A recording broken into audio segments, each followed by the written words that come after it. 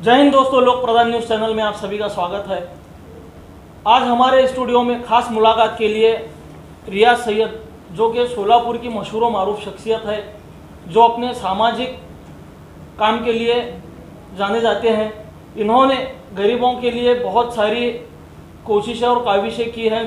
गरीबों के लिए बहुत से काम किए हैं, जिसमें एजुकेशन फील्ड रहने दो या फिर वाहतूक संगठन रहने दो, ये सारी चीज़ों में इनका नाम बढ़ चढ़ कर लिया जाता है।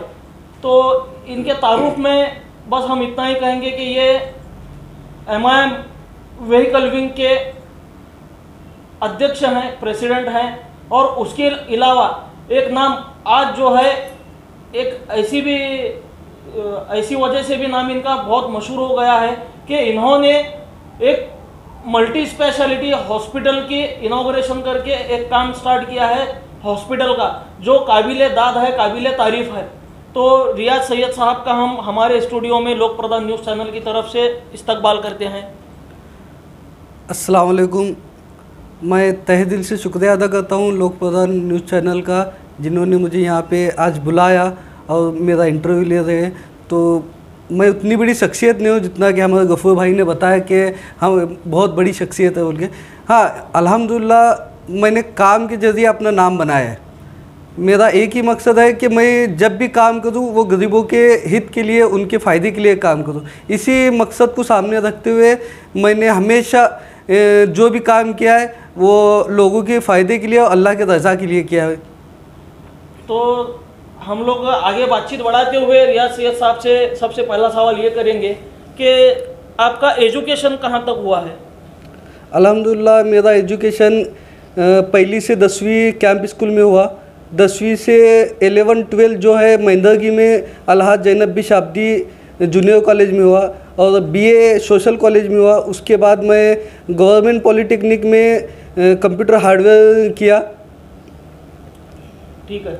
बेसिक अगर देखा जाए तो इनका जो एजुकेशन है, कैंप स्कूल एक गवर्नमेंट स्कूल है। गवर्नमेंट स्कूल के ताल्लुक से ये कहा जाता है कि वहाँ पे एजुकेशन सिस्टम बहुत लो है, पुअर है। तो वहाँ का एक स्टूडेंट आज सोलापुर में अपनी एक पहचान बना चुका है, अपनी एक छाप छोड़ चुका है। तो ये काबिले तारीफ बात है रियाज सैयद साहब के लिए और कैंप स्कूल खुसूसन गवर्नमेंट स्कूल्स के लिए। तो आज जो है रियाज सैयद साहब मेडिकल फील्ड में भी हैं और एक सियासी पार्टी में भी इनका अच्छा खासा नाम है। तो सियासी पार्टी में आप ज्वाइन होना ये आपको क्यों लगा? मैं 2016 से जब सामाजिक काम के लिए इस फील्ड में उतरा, समाज के लिए, हित के लिए उनके काम जब भी स्टार्ट किया मैंने 2016 से, तो मुझे कहीं ना कहीं ऐसा लगा कि अकेले की ताकत से ये सब चीज़ें बदलाव नहीं आ सकता है। बदलाव लाने के लिए हमें किसी एक सामाजिक संगठन और सामाजिक पक्ष के लिए तो जब हम काम करते हैं तो वो काम में एक बड़ापन आ जाता है। जो हम छोटे पैमाने पे करते हो वही हम एक पक्ष से जुड़ के जब काम करते हैं तो वो बड़े पैमाने पे कर सकते हैं। तो इसी मद्देनज़र को रखते हुए हमने एक पक्ष को चुना जो अल्हम्दुलिल्लाह सुम्मा अल्हम्दुलिल्लाह ऑल इंडिया मजलिस इत्तेहादुल मुस्लिमीन जो पक्ष है, जो आज पूरे हिंदुस्तान में मुसलमानों की, गरीबों की, पिछड़े वर्गों की जो आवाज़ उठाता है, वो पक्ष को हमने इसलिए चुना ताकि लोगों को लग सके कि सामाजिक काम करने के लिए ऑल इंडिया मजलिस इत्तेहादुल मुस्लिमीन पक्ष से अच्छा कोई पक्ष हो ही नहीं सकता। तो इसीलिए हमने ये पक्ष को चुन के इसमें जो हमने सामाजिक काम किए, इसको देखते हुए कई लोग इसमें जुड़ने के आज जुड़े भी है और आगे जुड़ने की कोशिश में भी लगे हुए हैं। तो आपको जो है MIM में व्हीकल विंग का अध्यक्ष बनाया गया है, तो वो जिम्मेदारी को आपने किस तरह अंजाम दिया, आप थोड़ा डिटेल में बताएं। मैं पिछले 14 साल से RTO में एज ए एजेंट बोल के काम किया। उसी के साथ साथ एक ऑटो चालक बोल के भी मैंने परमिट और लाइसेंस बैच बिल्ला लिया, जिसकी वजह से मुझे रिक्शा चालू की और वाहतूक के रिलेटेड जो काम थे उसकी अच्छी तरह मालूमात होने की वजह से हमारे सदर जो सोलापुर शहर के जिलाध्यक्ष हाजी फारूक भाई शाब्दी साहब ने मुझे एक जिम्मेदारी से नवाजा कि आप वाहतूक संगठन के जिलाध्यक्ष बनो।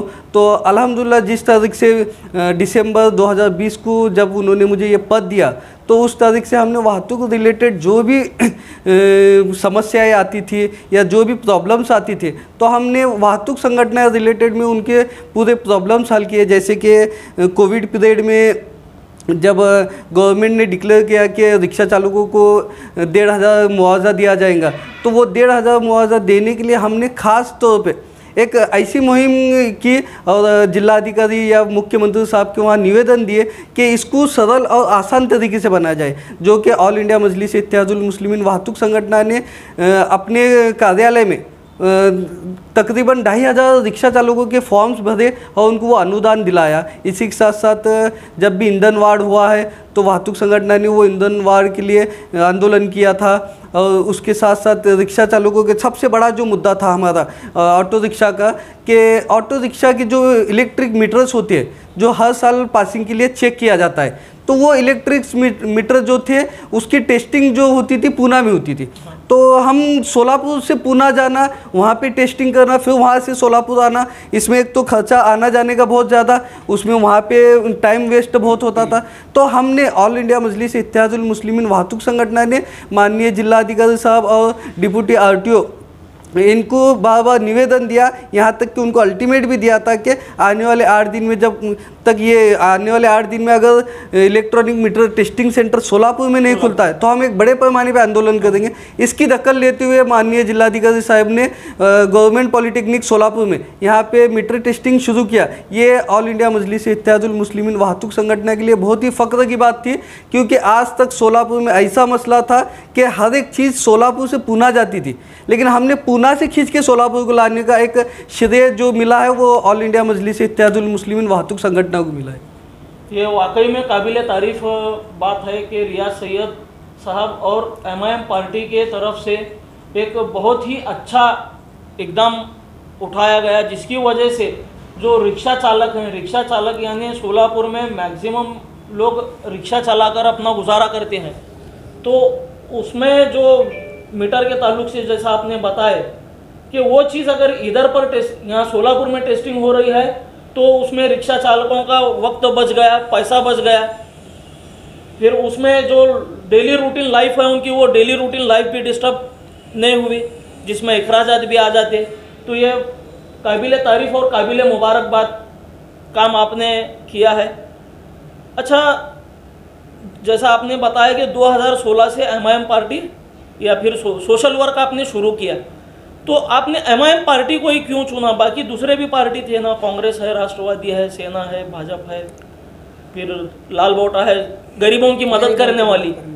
ऑल इंडिया मजलिस इत्तेहादुल मुस्लिमीन ये एक ऐसा पक्ष है जो आपको, आप उस पक्ष से अगर सदस्य या पदाधिकारी बनते हैं तो आपको एक फ्रीडम मिलता है, एक आज़ादी मिलती है कि आप अपने हित, अपने कौम के लिए या अपने इलाके के लिए या अपने समाज के लिए जो भी हित में काम है वो हित के काम आप फ्रीडम, आज़ादी के साथ कर सकते हैं, ना कि उनको दबाया जाता है या उनको कुछ ये होते हैं। एग्जाम्पल के तौर पे अगर देखा जाएगा कि जब भी समाज में कोई भी घटक दबा हुआ, पिछड़ा हुआ होता है या उसको उस पर कोई जुल्म होता है, तो उसके लिए आवाज़ उठाने वाली जो मजलिस है वो सिर्फ MIM ऑल इंडिया मजलिस इत्तेहादुल मुस्लिमीन है। इसलिए हमने सोचा कि जब हमें फ्रीडम चाहिए, हमें आज़ादी चाहिए, हमें काम करना है, तो क्यों ना हो कि हम अपने एक ऐसे पक्ष में काम किया जाए ताकि वहाँ पे हमें पूरी तरह आज़ादी मिल सके और काम करने में एक मज़ा आ सके। अच्छा, मैंने बताया कि वाहतूक संगठन के साथ साथ आपने एक बहुत बड़ी जिम्मेदारी अपने ऊपर ले ली है, एक हॉस्पिटल का इनॉग्रेशन किया है और वो हॉस्पिटल का नाम है साद मल्टी स्पेशलिटी हॉस्पिटल। तो ये हॉस्पिटल शुरू करने का ख्याल आपके जहन में कहाँ से आया? जब मैं स्टार्ट में जब मजलिस से जुड़ा, तो मजलिस से जुड़ने के बाद है ना, सबसे पहले जो ख्याल आता था कि जो मेरे दोस्त जो मजलिस के ख़िलाफ़ थे वो लोग कहते थे कि नहीं मजलिस ऐसी है, अकबरुद्दीन अवैसी हेट स्पीच देते हैं, ऐसा है वैसा है। तो मैं जब अकबरुद्दीन अवैसी साहब के बारे में, उनके लाइफ के बारे में जानना चाहा, तो मुझे कहीं ना कहीं सिर्फ उनके इसमें समाज काम दिखाई दिया। उन्होंने जो हॉस्पिटल किए हैं हैदराबाद में या एजुकेशन में काम किए, तो वो काबिल तारीफ़ है। मैं तो समझता हूँ कि शायद ही कोई इंडिया में ऐसा नेता होगा जो अकबरुद्दीन अवीसी साहब के जैसा कोई काम किया होगा। आज वो कई लाख बच्चों को एडॉप्ट लेके एजुकेशन में उनको पूरा तरह तैयार किए। कई ऐसे मरीज़ हैं जिनके फ्री या कम अखराजात में उनके हॉस्पिटल में इलाज होते हैं। तो मुझे कहीं ना कहीं लगा कि मैं भी अकबरुद्दीन अवीसी साहब के कदम पे कदम चलते हुए, भले वो अवीसी ख़ानदान है, वो बहुत बड़ी शख्सियत है, लेकिन उनके कदम पे कदम चलते हुए मैं एक छोटा सा क्यों ना हूँ, उनके तरीके पे चलूँ। तो इसलिए मैंने ऑल इंडिया मजलिस इत्तेहादुल मुस्लिमीन की तरफ से और रिफा फाउंडेशन की जानिब से 7 मल्टी स्पेशलिटी हॉस्पिटल तामीर किया, जो कि 45 बेड का हॉस्पिटल है। अल्हम्दुलिल्लाह पूरा मुकम्मल काम हो चुका है। और इसमें सबसे ख़ास बात, हमने गरीबों के लिए, जैसे कि अकबर साहब गरीबों के लिए काम करते थे, उसी तर्ज पे हमने भी गरीबों के लिए ओपीडी इस हॉस्पिटल में टोटली फ्री रखी है, जो अल्हम्दुलिल्लाह आज 3 महीने में 9000 से ज़्यादा पेशेंटों ने इसका फ़ायदा भी लिया और कई लोग इससे फ़ायदा लेके अपना इलाज करा के इससे बहुत से अखराजात उनके बचाए। तो हम कहीं ना कहीं चाहते हैं कि अकबरुद्दीन अवीसी साहब का काम लोगों तक पहुंच सके। उसी के मद्देनज़र से हमने एक हॉस्पिटल की बुनियाद रखी है, जिसमें हमें हाजी फारूक भाई शाब्दी साहब ने बहुत सा मदद किया। उनके हौसला अफजाई की वजह से आज हमने इस काम को मुकम्मल किया है। बस मैं चाहता हूँ कि ऐसे ही हमारे सदर साहब का हाथ हमारे सर पे रहे और वो हमारे लिए दुआएं करते रहे, यही उम्मीद है। अभी आपने कहा कि जैसे आपने इसमें सियासी में आए और यमाइम को चुना, तो आपको जब यमाइम में चुना गया तो आप जब यमाइम में एंट्री किए तो आपने कहा कि आपके कुछ दोस्तों ने, करीबों ने कहा था कि यमाइम में क्यों किया गया है, यमाइम ऐसी पार्टी है वैसी पार्टी है। तो आप जब समाज कार्य कर रहे हैं, अस्पताल बनाए हैं, तो कुछ आपके ऐसे सियासी में या तो आपके लोगों की तरफ से कुछ खींचातानी, यानी जो जिसको बोलते हैं कि अगर कोई ऊपर जा रहा है अच्छे काम करते वक्त तो उसको नीचे लाने की कोशिश करते, ऐसा कभी आपके साथ हुआ है क्या? कुछ तकलीफें होती है? हाँ होती है तकलीफ, क्योंकि ये समाज है, यहाँ पे दोनों घटक रहते हैं, अच्छे भी बुरे भी।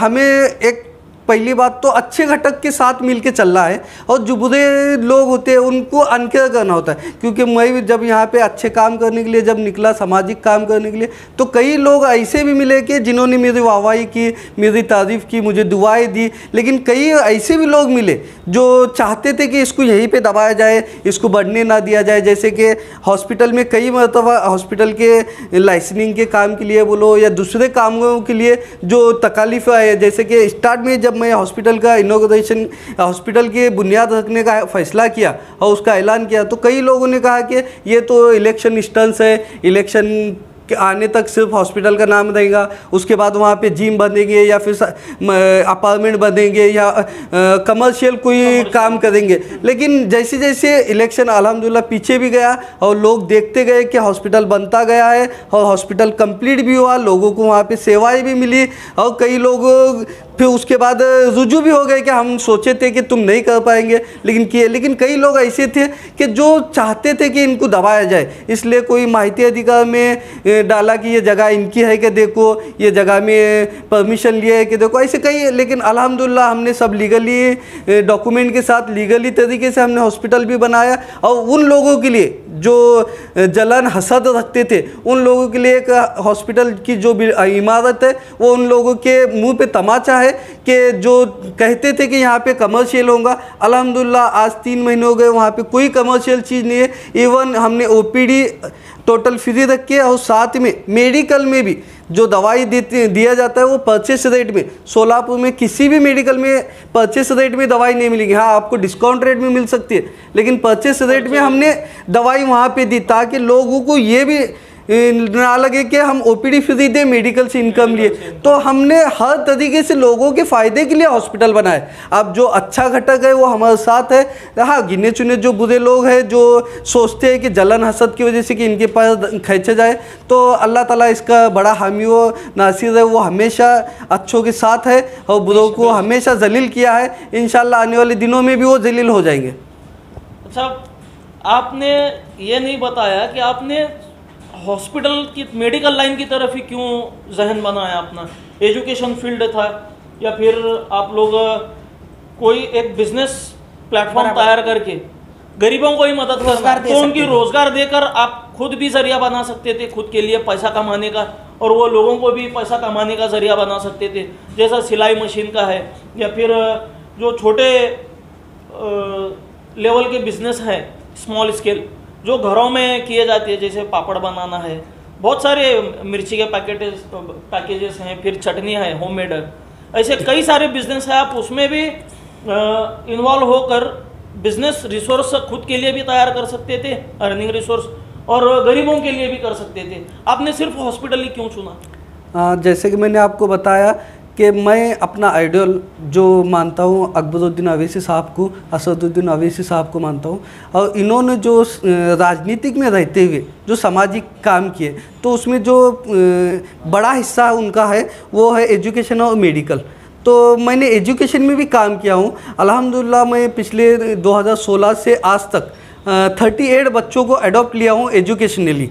रिफा फाउंडेशन के मातहत हमने 38 बच्चों को अडॉप्ट लेके उनका एजुकेशन का जितना भी खर्चा है वो रिफा फाउंडेशन टोटली उठाती है। एक तो हुआ हमारा एजुकेशन का काम। अब इसके साथ साथ हमने सोचा कहीं ना कहीं आज हमारा मुस्लिम समाज जो है, मैं सभी समाज की बात करता हूँ, लेकिन मुस्लिम समाज ख़ास तौर पे सोलापुर में मुस्लिम समाज एक पिछड़ा हुआ समाज माना जाता है। इसके इदारे नहीं है कोई भी। तो जैसे कि हॉस्पिटल अगर देखा जाएगा तो गिनती के हॉस्पिटल मिलेंगे या वो भी नहीं मिलेंगे मुस्लिम समाज के लिए। तो भी तो सारी फैसिलिटी। हाँ, तो मैं चाहता हूँ कि हमारे समाज से एक हॉस्पिटल ऐसा बने जो पूरे समाजों को खिदमत कर सके। तो इसी मद्देनज़र से मैंने मेडिकल लाइन में भी इंटर किया हूँ। जैसा कि मैंने एजुकेशनल लाइन में काम किया, उसी तरह आप मेडिकल लाइन में काम किया हूँ। और आप जो बताए कि स्मॉल स्किल जो होते हैं छोटे छोटे, तो उसमें भी समाज के लिए बहुत से काम किए जाते हैं। तो मैं चाहता हूँ अब जब हॉस्पिटल में जब बनाया तो उसमें मिनिमम 150 का स्टाफ है, तो कहीं ना कहीं वो स्टाफ भी वही रोजगार की तरफ बढ़ता है। और दूसरी बात, आने वाले दिनों में जैसा कि हमारे MIM पक्ष के सदर हाजी फारूक भाई शाब्दी साहब ने सिलाई मशीन का एक बड़ा कारखाना खोलने वाले हैं, और वो स्किल के लिए या हमारे लेडीज़ माँ बहनों के लिए बहुत अच्छा एक प्लेटफॉर्म हो जाएगा। तो हम एक पक्ष के मातहत हम ये ऑल इंडिया मजलिस इत्तेहादुल मुस्लिमीन पक्ष और वाहतुक संगठन के मातहत हम एक माहौल ऐसा बनाएंगे सोलापुर में, ताकि इसमें एजुकेशनली, सामाजिक, मेडिकल और रोजगार ये सभी फील्ड अगर मिलेंगे तो वो सिर्फ ऑल इंडिया मजलिस इत्तेहादुल मुस्लिमीन में मिलेंगे। 2014 में सोलापुर में MIM पार्टी का इनॉग्रेशन हुआ। यहाँ पे सोलापुर में MIM ने कदम रखा। तो 2022 तक आज पार्टी ने अपनी मजबूती कायम रखी हुई है। ठीक है, 2014 में जब असद साहब रहने दो या फिर अकबर साहब रहने दो, असद ओवैसी या अकबर ओवैसी, या फिर MIM के जो बड़े रुतबे वाले लोग हैं अहदेदार, उन्होंने सोलापुर में आकर कई मरतबा हॉस्पिटल, मल्टी स्पेशलिटी हॉस्पिटल के ताल्लुक से बात की, और उसके अलावा वाटर 1 रुपये में पानी, इसकी बात की, फ्री मेडिकल और फ्री वाटर पानी। तो 2020 तक ये किसी भी जिम्मेदार, सोलापुर के जिम्मेदार आदमी ने आगे आकर काम नहीं किया।